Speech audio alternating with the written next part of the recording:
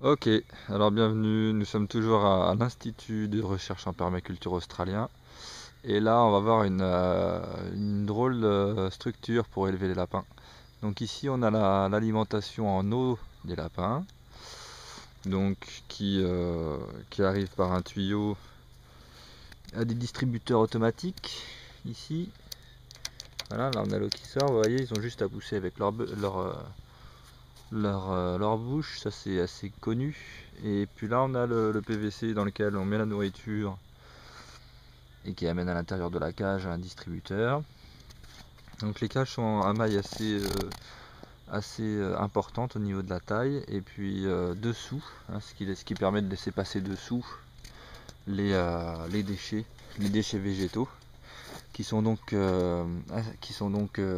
ici traités ensuite ou recyclés ensuite, on va dire, par une variété de vers dont on parlera un petit peu plus tard, que je vais vous montrer ici.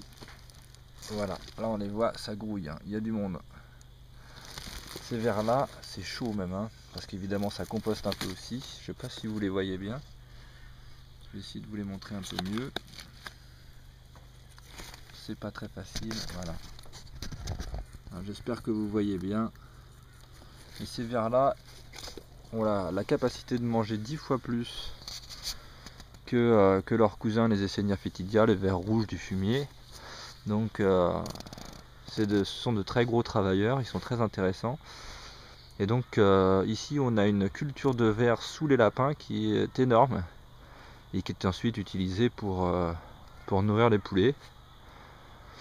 Ou si on trouvait une technique, ça serait intéressant de trouver une technique pour séparer le sol du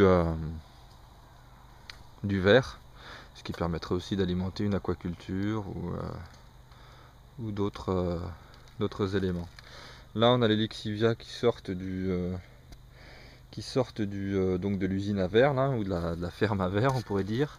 Donc ces lixivias sont amenés ensuite vers ce qu'on appelle un cercle de bananes, mais en fait c'est tout simplement un bassin de mulch avec des cultures tout autour qui permettent de réutiliser encore une fois ces matières nutritives pour faire pousser de la nourriture, tout simplement.